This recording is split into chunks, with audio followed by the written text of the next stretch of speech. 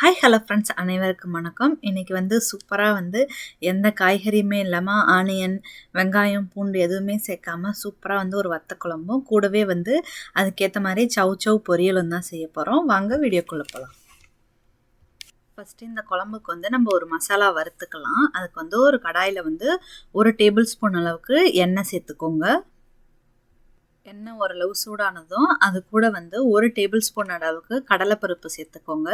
சேர்த்துட்டு கடலைப்பருப்பு நல்லா வறுபடட்டும். அடுப்பை மிதமான சூட்டிலே வச்சுக்கோங்க. இப்போ கடலைப்பருப்பு ஓரளவு வறுபட்டு அந்த வாசம் வர்றப்ப அது கூட 1 டேபிள் ஸ்பூன் அளவுக்கு உளுத்தம்பருப்பும் சேர்த்துக்கலாம். இப்போ இந்த 2 பருப்பு கூட 1 டேபிள் ஸ்பூன் அளவுக்கு மல்லி, தனியா சேர்த்துப்போம். சேர்த்துட்டு இது மூணுத்தையும் நல்லா வாசனை வர அளவுக்கு நம்ம ஃபஸ்ட்டு வறுத்துப்போம். இது மூணுத்தையும் மிதமான சூட்டில் வச்சு ஒரு 2-3 நிமிஷம் வறுத்தா தான் நல்லாயிருக்கும் குழம்பு.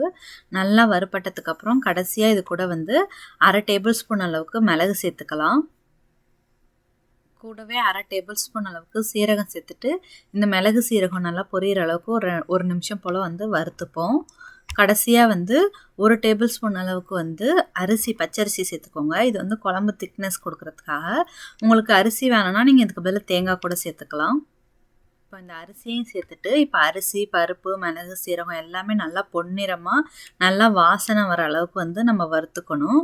அடுப்பை ஹை ஃப்ளேமில் வச்சிட்டிங்கன்னா தீஞ்சிரும், நல்லா இருக்காது குழம்பு. மிதமான சூட்டில் வச்சு இது ஒரு 6லேருந்து 7 நிமிஷம் ஆகும் வறுக்கிறதுக்கு. ஆனால் மிதமான சூட்டில் வச்சு சைடில் வறுத்துட்டே இருந்தீங்க அப்படின்னா குழம்பு நல்ல டேஸ்ட்டாக இருக்கும். இப்போ இதை நல்லா ஆற விட்டுட்டு இதை நல்லா ஃபைன் பவுடராக கொஞ்சம் தண்ணி சேர்த்துட்டு நல்லா பேஸ்ட்டாக அரைச்சி எடுத்துக்கலாம்.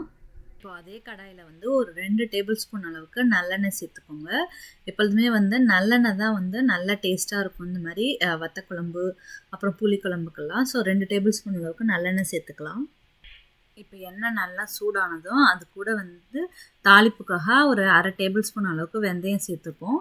கூடவே ஒரு 4 போல் மிளகு, கூடவே ஒரு 5-6 போல் கடலைப்பருப்பு. இதெல்லாம் சும்மா வாசனைக்காக தான். கூடவே ஒரு 2 காஞ்ச மிளகாவை நல்லா கிள்ளி சேர்த்துக்கலாம். கூடவே கொஞ்சம் போல் கருவேப்பிலை சேர்த்து இதை ஃபஸ்ட்டு நல்லா தாளிச்சிக்கலாம். இப்போ இது கூட பாதி அளவுக்கு தக்காளி மட்டும் சும்மா சின்ன சின்ன பீஸாக கட் பண்ணி அதையும் சேர்த்துட்டு ஒரு வாட்டி வதக்கிப்போம். இப்போ தக்காளி வதங்கினதுக்கப்புறம் அது கூட தேவையான அளவு உப்பு சேர்த்துக்கலாம். நான் முன்னாடி சொன்ன மாதிரி இதில் வெங்காயம், பூண்டு எதுவுமே நம்ம சேர்க்க போகிறதில்ல. உப்பு சேர்த்ததுக்கப்புறம் நான் குழம்பு மிளகாய் பொடி சேர்த்துக்கிறேன், வீட்டிலே அரைச்சது. அது ஒரு 2 டேபிள் ஸ்பூன் அளவு சேர்த்துருக்கேன். நீங்கள் காரத்துக்கு ஏற்ற மாதிரி சேர்த்துக்கோங்க. நம்ம ஆல்ரெடி வறுத்ததில் வேற மிளகு சேர்த்து வறுத்துருக்கோம், அதனால காரம் உங்களுக்கு ஏற்ற மாதிரி சேர்த்துக்கோங்க. இப்போ இந்த மசாலா சேர்த்துட்டு இந்த மசாலாவோட பச்சை வாசனை போனதுக்கப்புறம் ஒரு லெமன் சைஸ்க்கு புளி கரைச்சி வச்சுருக்கேன், அதையும் சேர்த்துப்போம்.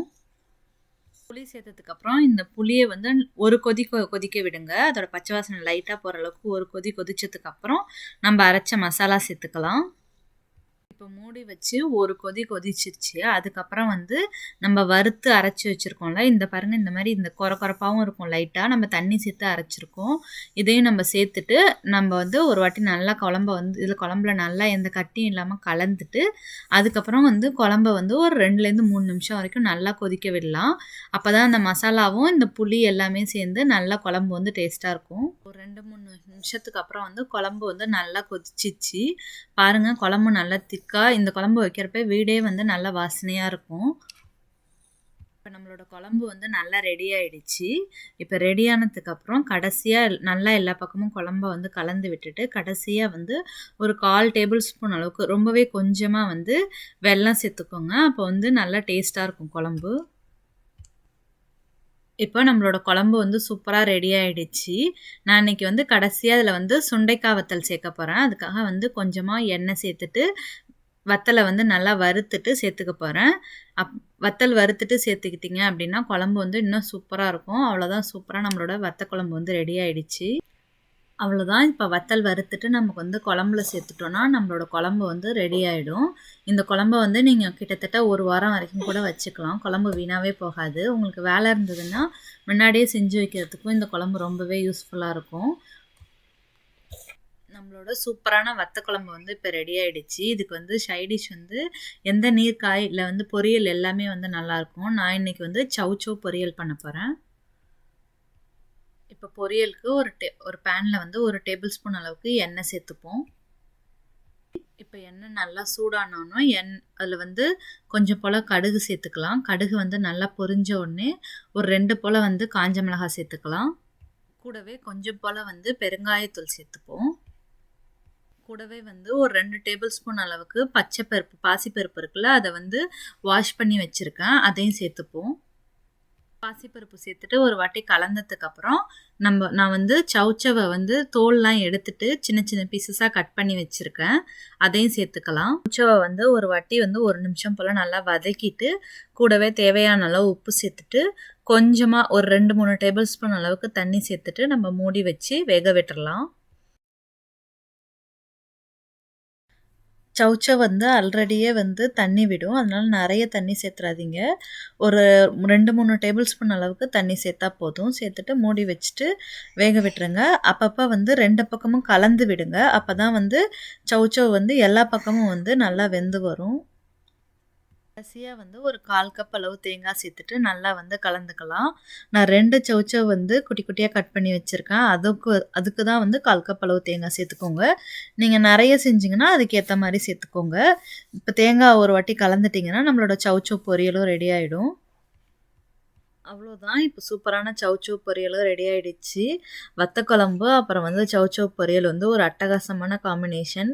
நீங்களும் கண்டிப்பாக உங்கள் வீட்டில் ட்ரை பண்ணி பாருங்கள். நீங்களும் உங்கள் வீட்டில் மறக்காமல் இந்த சௌச்சௌ பொரியலும் வத்த குழம்பும் ட்ரை பண்ணி பார்த்துட்டு உங்களோட கருத்துக்களை நம்மளோட கமெண்ட்டில் ஷேர் பண்ணுங்கள். இந்த வீடியோ இவ்வளோ நேரம் ரொம்ப பொறுமையாக பார்த்ததுக்கு ரொம்ப ரொம்ப நன்றி. இந்த வீடியோ உங்களுக்கு பிடிச்சதுன்னா லைக் பண்ணுங்கள், ஷேர் பண்ணுங்கள், கமெண்ட் பண்ணுங்கள், கூடவே சப்ஸ்கிரைப் பண்ணுங்கள். மீண்டும் ஒரு சூப்பரான வீடியோவுடன் அடுத்த வீடியோவில் சந்திப்போம்.